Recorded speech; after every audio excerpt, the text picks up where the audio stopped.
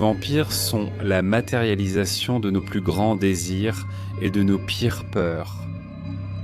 Ils existent maintenant dans la zone grise entre l'humanité et la monstruosité. À la fois le fantasme de puissance ultime et le cauchemar le plus interminable, débridés existant à travers une sexualité brute et le pouvoir, les vampires comptent parmi les monstres les plus populaires et immortels. Notre voyage retrace les racines anciennes du vampire dans le folklore et le mythe, ainsi que son immortalité à travers la littérature. Nous verrons le vampire prendre racine pour la première fois dans nos peurs et notre psyché collective, et nous serons confrontés à ces monstres parmi nous. Les vampires franchissent la frontière entre les vivants et les morts plus que toute autre créature du surnaturel. Ils vivent la nuit, possèdent un magnétisme animal étrange et peuvent même changer de forme. De longues canines acérées servent à percer la peau de la victime et à boire le sang des innocents. Cette image moderne du vampire provient de mythologie du monde entier.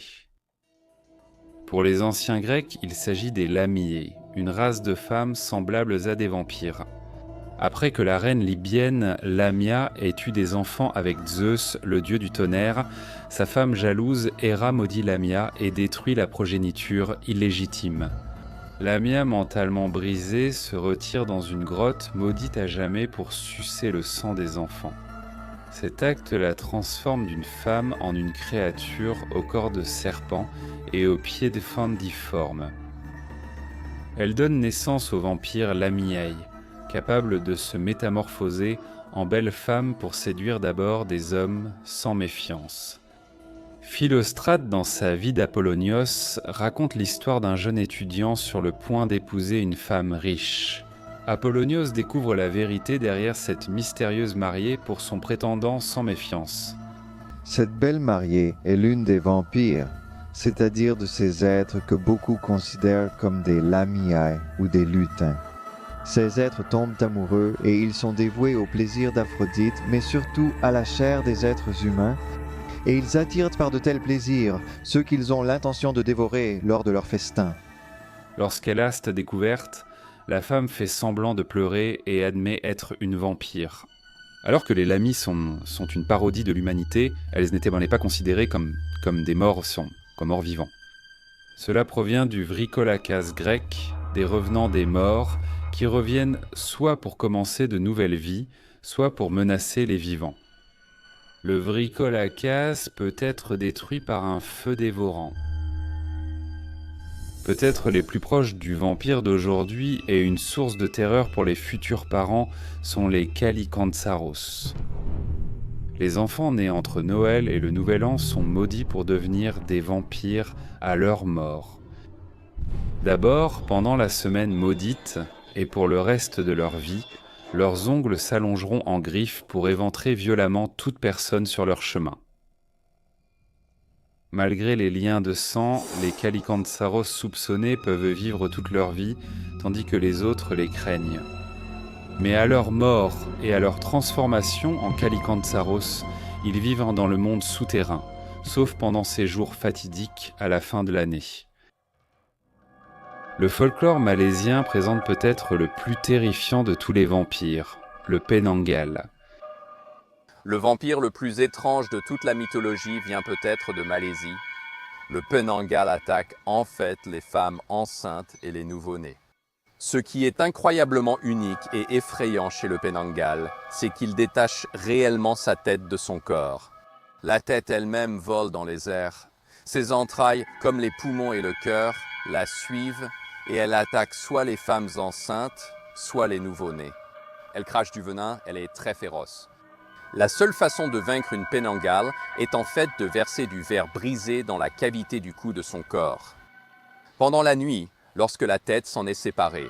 Ainsi, lorsque la tête essaie de rejoindre le corps, elle ne peut pas à cause de tout le verre brisé. Et comme c'est le lever du soleil, elle se dissipera complètement. En Chine, il y a Shang-Chi. Les Shang-Chi sont également connus sous le nom de vampires sauteurs, incapables de marcher à cause de la rigidité cadavérique de leurs articulations mortes. À la place Ongstotola, ils sautent d'un endroit à l'autre, les bras tendus devant eux, espérant attraper leur proie dans une parodie grotesque de la vie. Comme les vampires contemporains, les Shang-Chi ne se déplacent que la nuit, que la nuit. Si l'un d'eux est autorisé à exister assez longtemps, il se transforme en une créature à longs cheveux blancs, capable de voler. À ce stade, ils sont pratiquement inarrêtables. Mais certaines choses, comme une balle, le feu ou la foudre, peuvent mettre fin à leur existence de mort-vivant. L'écrivain de la dynastie Qing Pu-Songling, né en 1640, écrit une histoire sur Shang-Chi, le cadavre ressuscité. Un vieil homme et son fils vivent dans une auberge au bord de la route, à des kilomètres de la ville. Le crépuscule approche lorsque 4 étrangers arrivent en un pour se loger, mais découvrent que tous les lits sont occupés. Si ce n'est pas trop difficile, le vieil homme leur dit qu'ils peuvent rester dans le dortoir des femmes. Cependant, il y a déjà un locataire qui dort là-bas. La belle-fille du vieil homme récemment décédé. Son corps repose là jusqu'à ce que son cercueil puisse être acheté. Les voyageurs épuisés se jettent sur les lits et ne tardent pas à ronfler bruyamment. À l'exception d'un seul. Il entend un grincement des tréteaux sur lesquels le corps de la morte est allongé. La morte se lève, le linceul tombant de son corps alors qu'elle se dresse. Lorsqu'elle atteint les lits, elle souffle sur les 3 autres voyageurs. Le 4e, dans un grand effort, remonte furtivement les couvertures sur son visage et retient son souffle. Elle souffle sur sa couverture, mais comme il n'a pas de souffle à voler, elle retourne à sa place de repos. L'homme s'empresse de s'habiller, puis il entend un grincement et se précipite à nouveau sous le drap. Elle revient encore vers lui et souffle sur son drap, tandis qu'il retient à nouveau son souffle. Après qu'elle soit retournée se reposer, l'homme attrape son pantalon, tire le verrou de la porte et s'enfuit pour sauver sa vie. Il hurle à plein poumon alors que la femme le poursuit de près. Pourtant, personne ne l'entend. Alors il court vers la ville et s'arrête à un monastère. Un moine, pensant que l'homme est un fou, refuse de le laisser entrer, sans savoir le sort auquel il l'a abandonné. L'homme, poursuivi par la fille morte, se cache derrière un arbre et esquive ses mains. Elle finit par se précipiter follement vers l'arbre et l'homme recule d'un bond. Le lendemain matin, le moine sort du monastère et trouve l'homme étendu par terre, sans connaissance. Le corps d'une jeune fille morte est collé à l'arbre. Ses doigts sont enfoncés dans le tronc, l'écorce dépassant ses ongles. En Angleterre, au XIIe siècle, le moine Guillaume de Newburgh chronique à la fois l'histoire et le mythe dans son œuvre épique en 5 volumes, l'Historia Rerum Anglicarum. Parmi celles-ci figurent les premiers récits de sanguisuga, le terme latin pour suceur de sang. Guillaume rapporte l'existence d'un vampire à l'abbaye de Melrose, le spectre non mort d'un chapelain intéressé par les plaisirs de la chair aussi bien de son vivant qu'après sa mort. Il errait au-delà des murs, rôdant avec de forts gémissements et d'horribles murmures autour de la chambre de son ancienne maîtresse. Elle, après que cela se soit produit à plusieurs reprises, devint extrêmement terrifiée. Elle révéla ses craintes de danger à l'un des frères qui lui rendait visite pour les affaires du monastère. Elle demanda en larmes que des prières, plus ferventes que d'habitude, soient adressées au Seigneur en sa faveur, comme pour une personne en agonie. Le frère, partageant son angoisse, estima qu'elle méritait les meilleurs efforts de la part du saint couvent de ce lieu, grâce à ses fréquentes donations. Il compatit pieusement et justement, et promit un remède rapide par la miséricorde du Très-Haut, pourvoyeur de toutes choses. Le frère est accompagné de 3 frères, et ils attendent donc le retour du prêtre. Minuit passe. Après avoir veillé pendant plusieurs heures, 3 membres du groupe décident de rentrer pour se réchauffer, laissant le frère d'origine seul. Il résista à l'assaut du démon, qui se précipita sur lui avec un bruit terrible, et il abattit la hache qu'il tenait à la main profondément dans son corps. En recevant cette blessure, le monstre poussa un gémissement retentissant et, tournant le dos, s'enfuit avec une rapidité qui n'était en rien inférieure à celle avec laquelle il avait attaqué.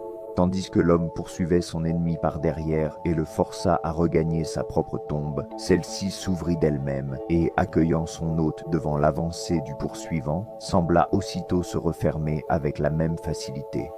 À l'aube, les 4 hommes déterrant le corps du prêtre. Sur le cadavre, la blessure de la hache saigne encore abondamment. Ils emportent le corps hors du sol sacré, brûlent le prêtre vampire et dispersent ses cendres au vent. Le mythe du vampire se rapproche le plus de ce que nous connaissons aujourd'hui dans les régions slaves d'Europe de l'Est au XVIe siècle.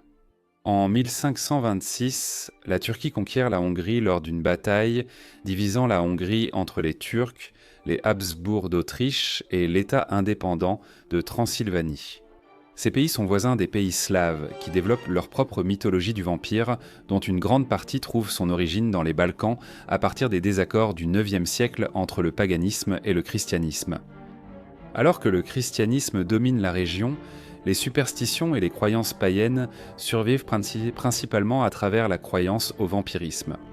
La première apparition du mot upir, qui deviendra bientôt vampire, se trouve en 1047 dans un document russe qui qualifie un prince de vampire maléfique, ou upir lishi. D'autres termes synonymes de vampire apparaissent à cette époque. L'upirina serbo-croate, l'upirbi ukrainien et le vampire bulgare.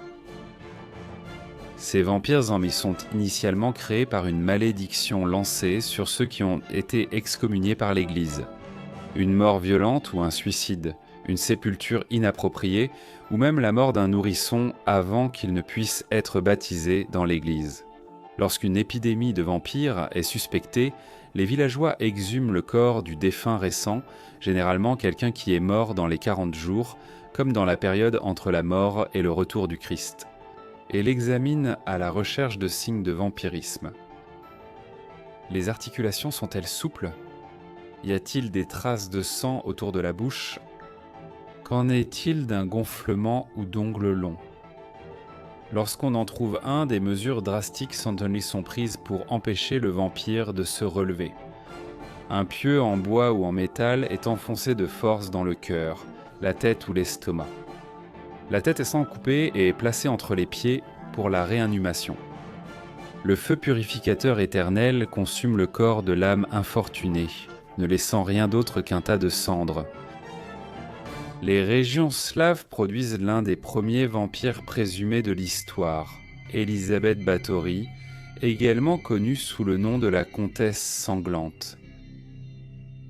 Née en 1560, Elisabeth grandit à Exit, en Transylvanie, à une époque où l'Empire ottoman s'affronte avec les armées autrichiennes et où le protestantisme émerge pour défier le catholicisme romain.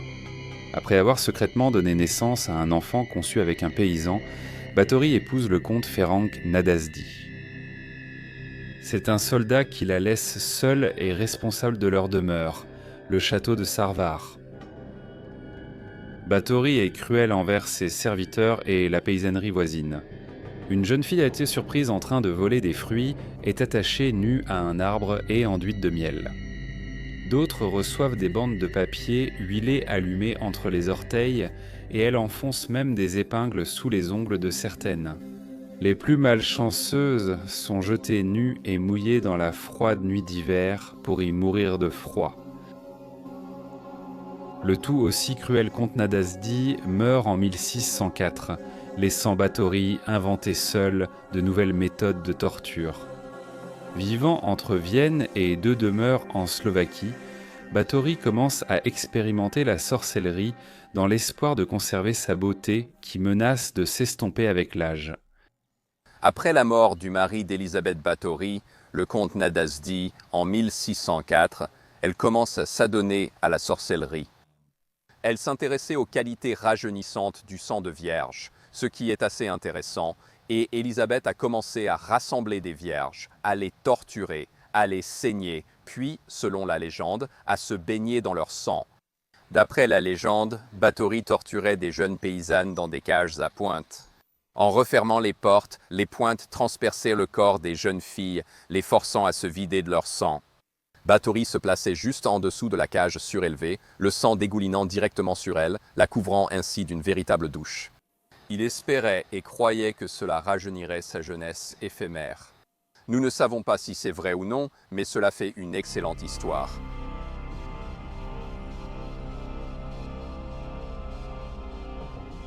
Tout la rattrape en 1610 lorsque, poussé par les rumeurs de ses atrocités et dans l'espoir de confisquer ses terres, une enquête officielle est ouverte. La nouvelle des atrocités d'Elisabeth Báthory s'était répandue et des officiels, désireux de s'emparer de ses terres, ont lancé une enquête. Plusieurs jeunes filles ont été retrouvées prisonnières dans son château. Ils ont trouvé les corps d'environ 50 personnes tuées au fil des ans, ainsi que des registres évoquant 600 autres victimes. Le plus fascinant ici, comme je l'ai déjà dit, c'est que les autorités cherchaient seulement à prendre ces terres. Alors ils ont accordé du crédit à toutes ces rumeurs folles qui circulaient sur la comtesse sanglante afin d'avoir une excuse pour s'emparer de son château. Une enquête plus approfondie révèle 50 corps et des documents faisant état de plus de 600 victimes au fil des années. Les complices d'Elisabeth sont tous reconnus coupables. Celui qui s'en est sorti le plus facilement a simplement été décapité. 2 autres ont eu les doigts arrachés avec des pinces chauffées, puis ont été brûlés vifs. Quant à Elisabeth Báthory, elle a été murée vivante dans une pièce de son château. Il y avait une fente pour faire passer la nourriture et très peu de lumière du soleil entrait. Elle a survécu 4 ans et est morte en 1614. C'est une fin pathétique pour une femme aussi féroce. L'un des cas les plus connus de vampires réels se produit à peu près à la même époque en Serbie. Et il est documenté par l'historien Montagu Summers dans les années 1920. Historien de l'occultisme et du surnaturel, Montagu Summers écrit « Le vampire, ses proches et sa parenté » en 1928. C'est la première étude sérieuse sur le vampire. Nous sommes en 1727. Le fermier serbe Arnold Paul s'est battu plus que les autres hommes pendant la guerre. En Grèce, Paul est attaqué par un vampire. Il le traque rapidement et le tue. Pour éviter de devenir lui-même un vampire, il mange de la terre de sa tombe et s'enduit de son sang. Peu de temps après que Paul soit rentré chez lui en Serbie, il tombe d'une charrette de foin et se brise la nuque. Il meurt peu de temps après, mais son histoire ne s'arrête pas là. Un mois plus tard, on entend des rapports et font état du retour de Paul attaquant des personnes et du bétail. Certains affirment qu'il rend visite la nuit, les portes verrouillées et les fenêtres barricadées, ne constituant aucun obstacle pour lui.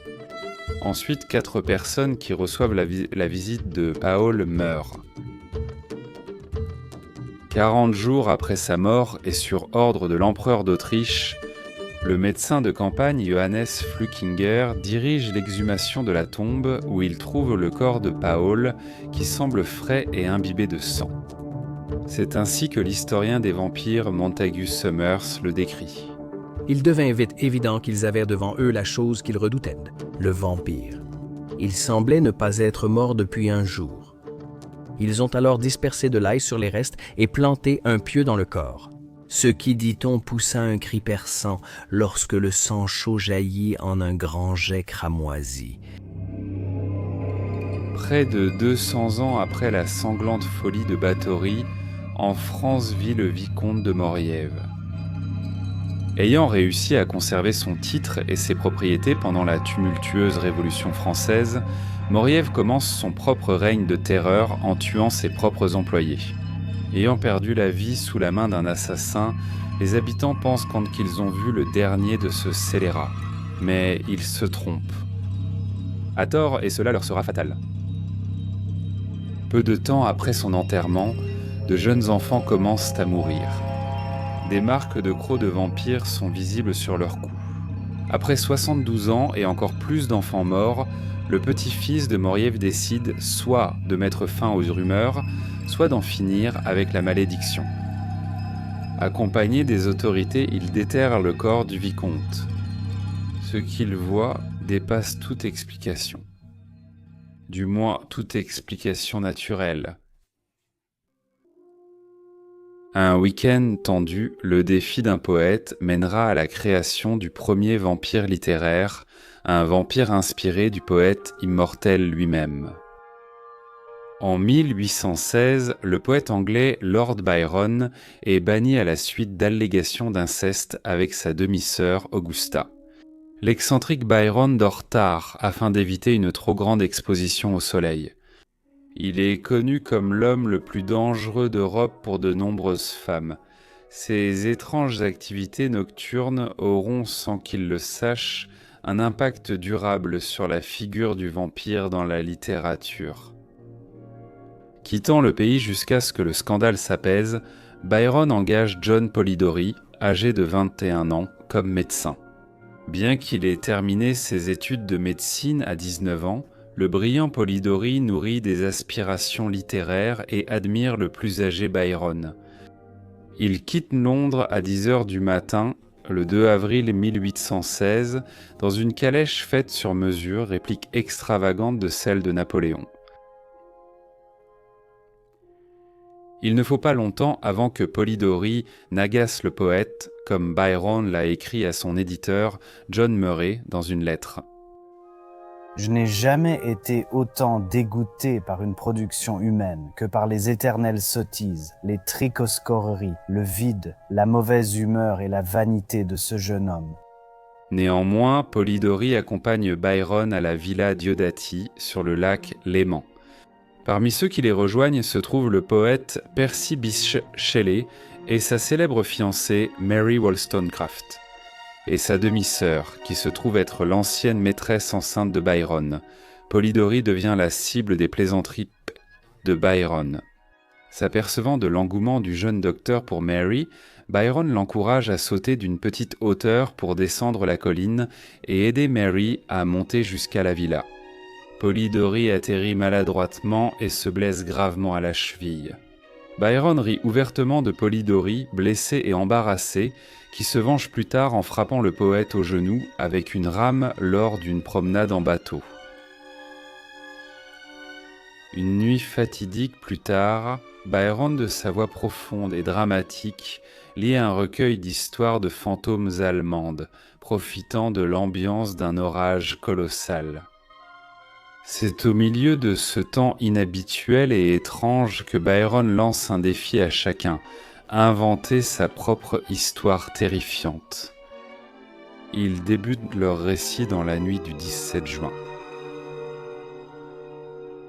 Pour Byron, c'est l'histoire de deux hommes qui voyagent en Grèce, où l'un meurt puis réapparaît plus tard en Angleterre et a une liaison avec la sœur de l'autre.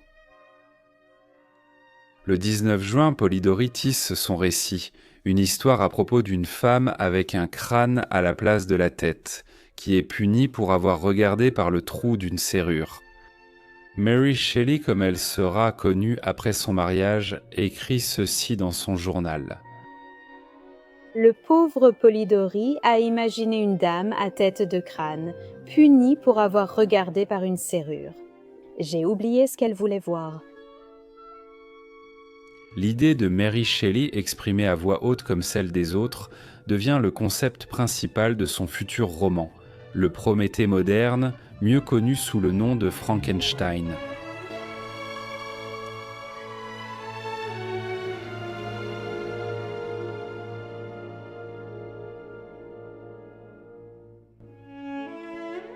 Byron en a assez de Polidori et le renvoie en Angleterre le 16 septembre. Au milieu des tensions provoquées par Polidori, il y a un défi en duel, ainsi qu'une promesse de tirer sur Shelley. L'estimation de Byron est généreuse, au pire. Ses défauts sont ceux d'une vanité pardonnable chez un jeune homme. Hors de question qu'il reste avec moi. J'ai déjà assez à faire pour gérer mes propres ennuis.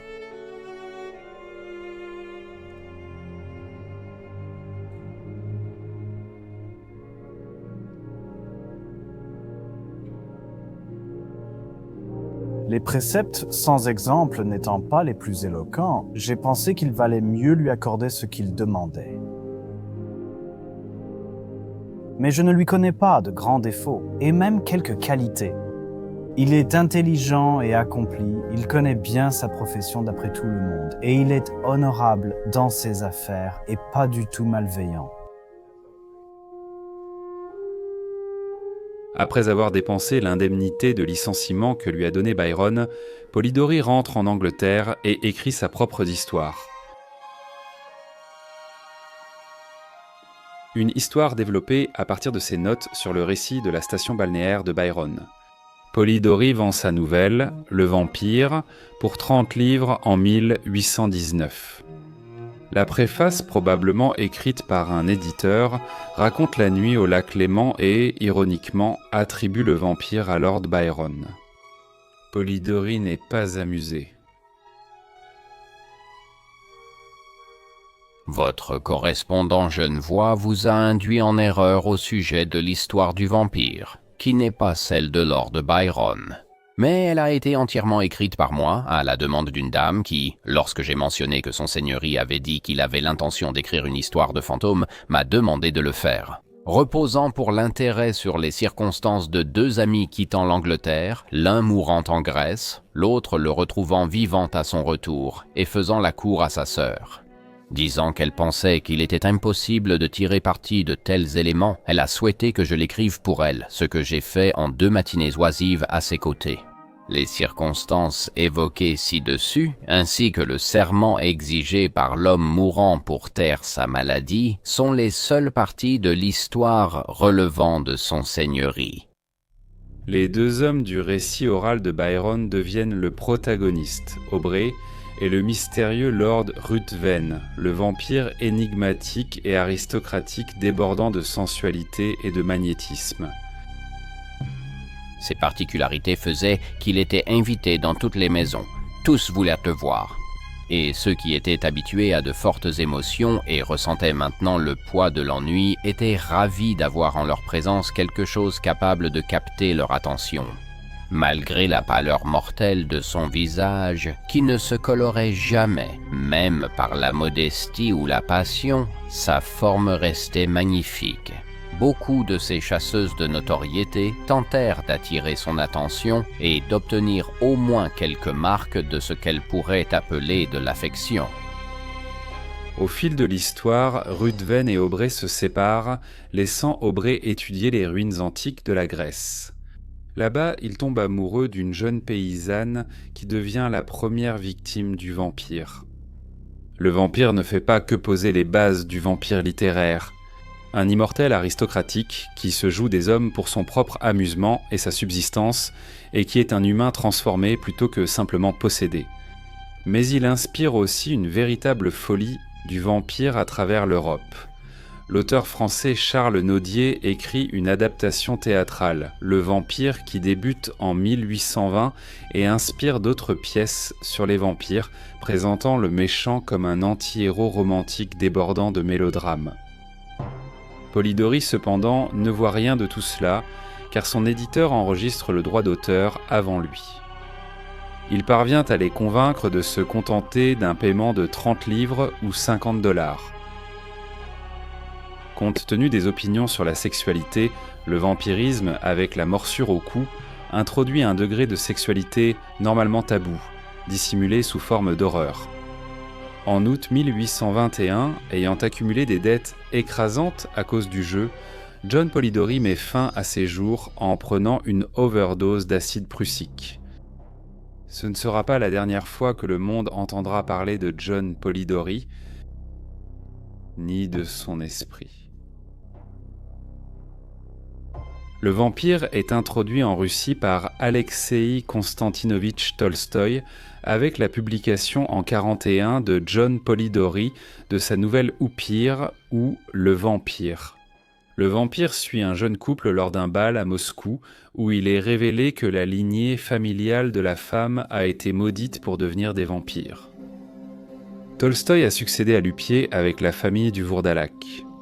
Dans cette histoire, un diplomate français séjourne chez un paysan serbe, Gorcha et sa famille.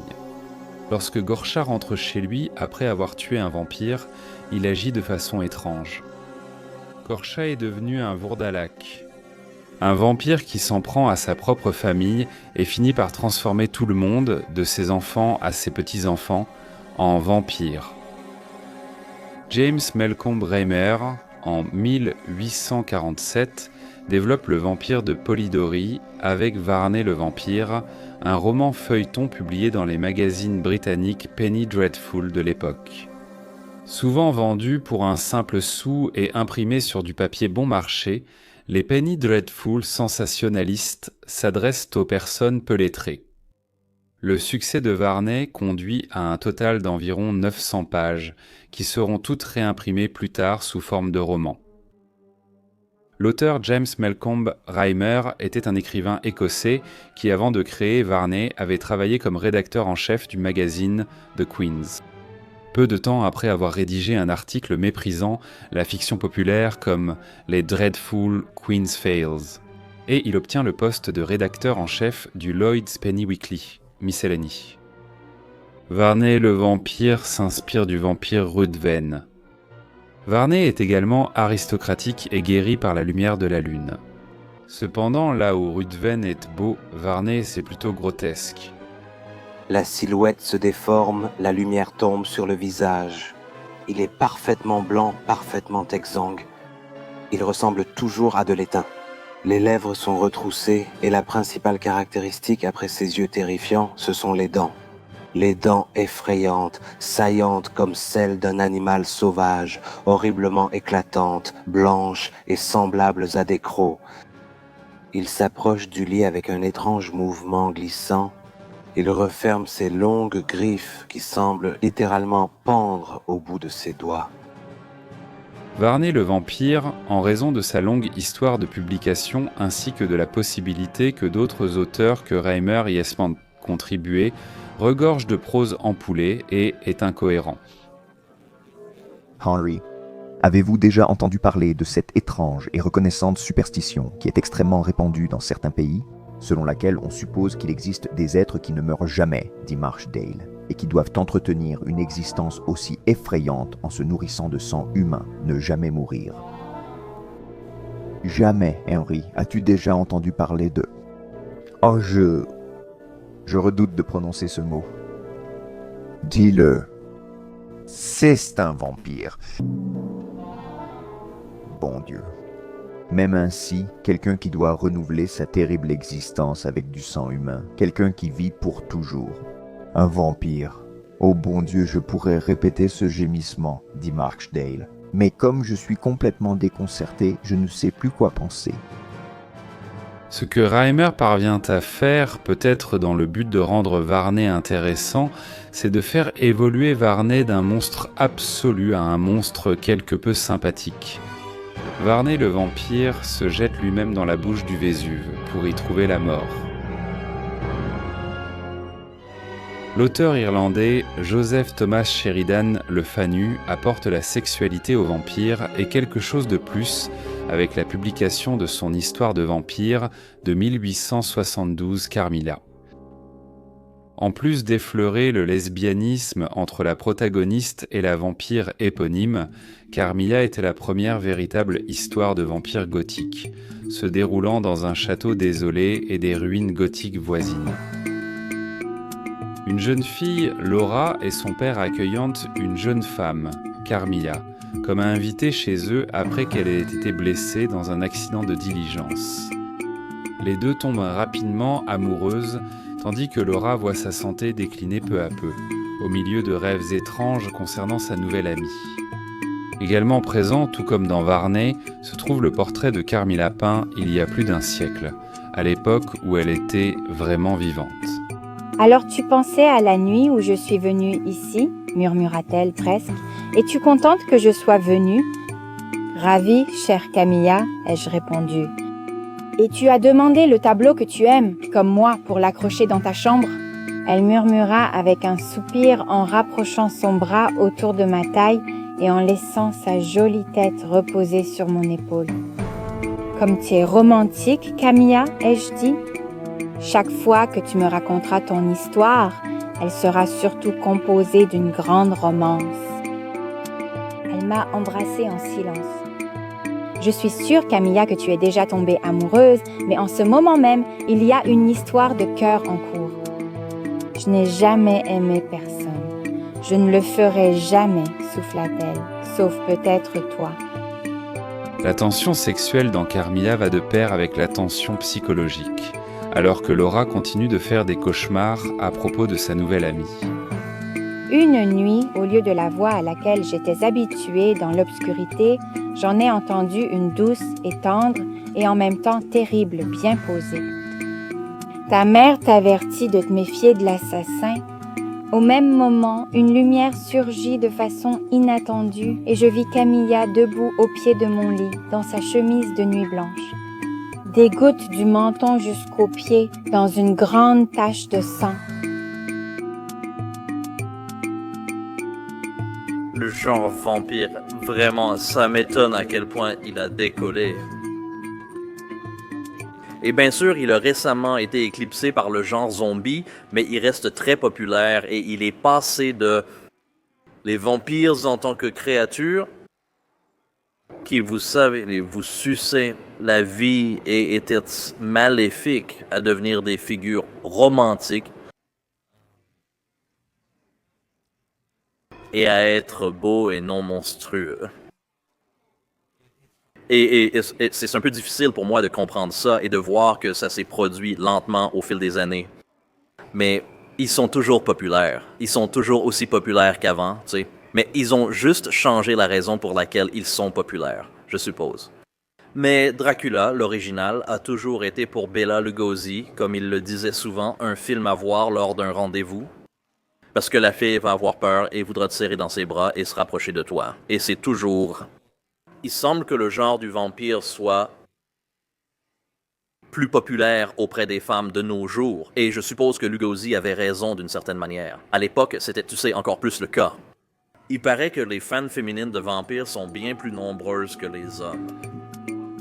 Bien sûr, tu sais, Anne Rice et tout ça, avec Lestat et ses histoires, mais le fait de les transformer en figures romantiques, je suppose, a beaucoup joué là-dedans. Quand Anne Rice a écrit Entretien avec un vampire, elle s'est vraiment inspirée du vampire gothique à la Dracula. Et elle l'a ingénieusement fusionné avec la mythologie de l'Égypte ancienne, le mythe d'Osiris des morts vivants. Elle a donné aux vampires une base et un fondement plus solides. Elle leur a donné une dimension plus légendaire grâce à cela. Mais au-delà de ses origines de la race vampirique, ce qu'Anne Rice a fait, c'est marier l'érotisme. Elle avait été une auteure érotique auparavant. Anne Rampling était son nom de plume. Elle a marié l'érotisme, d'une manière que Bram Stoker n'aurait jamais pu faire à l'époque victorienne guindée avec Dracula. Donc nous avons ces vampires ils sont vraiment les premiers vampires sexy. Mais comme ils étaient des vampires, ils ne pouvaient pas avoir de relations sexuelles. Donc ils n'avaient pas vraiment de genre. Alors elle a créé ce personnage très ambivalent, un vampire bisexuel. C'est presque comme si elle avait repris ce que David Bowie faisait dans ses performances dans les années 1970 et l'avait intégré au mythe du vampire, en le combinant avec un peu du roman d'amour à l'ancienne.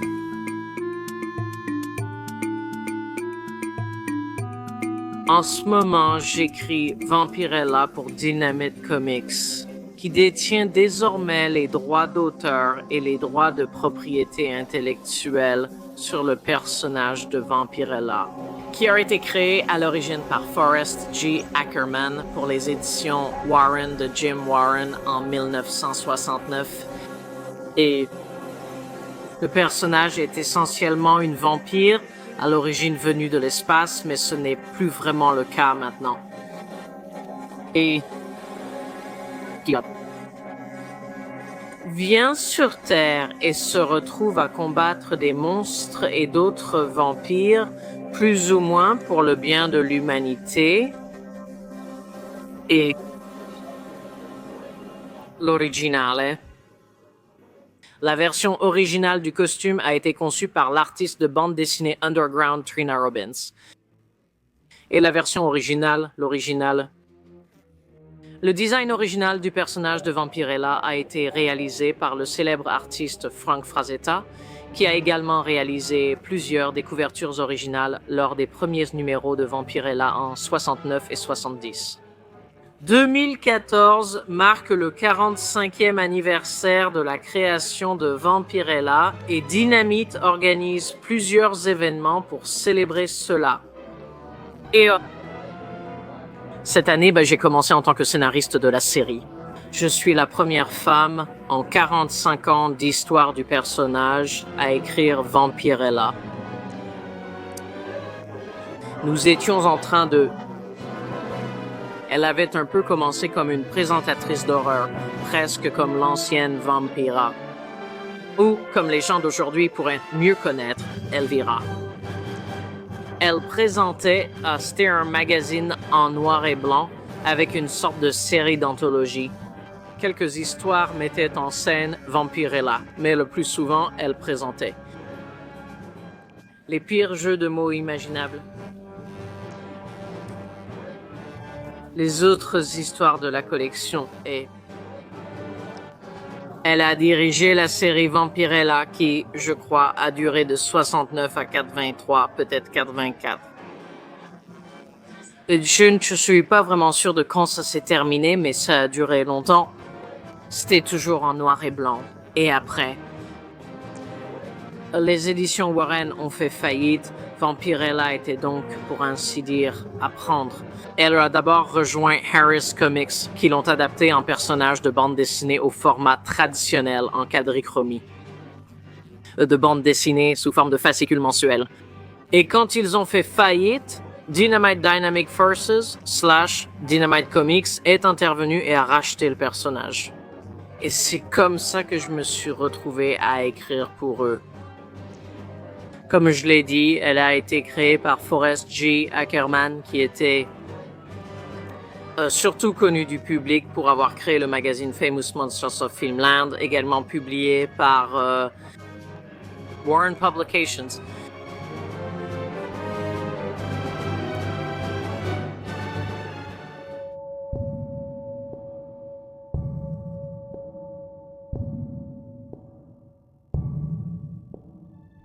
En 1854, la folie des vampires n'épargne pas l'Amérique, en particulier la Nouvelle-Angleterre. À Jewett City, Connecticut, la famille Ray connaît plusieurs décès entre 1845 et 1854. Bien qu'il s'agisse sans doute de la tuberculose, la famille décide d'exhumer les corps de 2 de leurs frères et de les brûler pour mettre fin à la supposée malédiction vampirique qui les hantait. Les vampires de Jewett City sont révélateurs de la paranoïa vampirique qui s'empare de la Nouvelle-Angleterre, où le vampirisme devient une explication facile pour des maladies comme la variole et la tuberculose. La plus célèbre des vampires américaines est Mercy Lena Brown, dont le cas illustre l'impuissance de la science et de la médecine moderne face à l'hystérie collective et à la superstition. La tuberculose frappe la famille Brown d'Exeter, dans le Rhode Island, à la fin des années 1800. Les premières victimes sont pour Madame Mary Brown et sa fille Olive, laissant George Brown, ses 4 filles et son fils Edwin. Il faut 4 ans avant qu'Edwin ne montre les premiers signes de maladie. Alors qu'il cherche un traitement ailleurs, sa fille de 19 ans, Mercy, décède. George Brown, sceptique face à l'affirmation de ses voisins selon laquelle il s'agissait de vampirisme, n'a d'autre choix que d'exhumer les corps de sa femme, de sa fille et de sa petite-fille. Si les cadavres contiennent du sang dans les organes et que les corps ne sont pas décomposés, il doit céder à leur peur du vampirisme. Alors que les corps d'Olive et de Mary sont décomposés, celui de Mercy est considéré par les témoins comme moins décomposé qu'il ne devrait l'être. Le docteur Harold Metcalf, médecin légiste, constate que c'est une quantité normale pour une personne morte depuis 9 semaines. Lorsque Metcalf reçoit l'ordre de retirer le cœur et le foie de Mercy et que du sang en coule, les habitants de la ville sont certains qu'elle est un vampire. Les cendres provenant de la combustion des organes sont mélangées à un médicament qu'Edwin boit. L'espoir est d'empêcher la malédiction du vampire de s'emparer de lui. Il meurt tout de même peu de temps après. L'affaire Mercy Brown a été exagérée au fil des années. Des visiteurs affirment encore de temps en temps voir une boule de lumière planer au-dessus de la tombe, accompagnée de la petite voix d'une fillette. « S'il vous plaît, aidez-moi, laissez-moi sortir. » Un autre exemple d'hystérie collective. Peut-être. Bien qu'il soit probable que ce soit la seule partie de Mercy Brown qui subsiste. Son âme forcée de hanter sa tombe à cause de la profanation de son cadavre. La nouvelle de l'affaire du vampire Mercy Brown dépasse les frontières américaines jusqu'en Angleterre. Là-bas, un directeur de théâtre ayant un penchant pour l'écriture de nouvelles lit ses articles avec intérêt. Il s'appelle Bram Stoker, et ce qu'il s'apprête à écrire va redéfinir le vampire pour le reste de sa vie immortelle.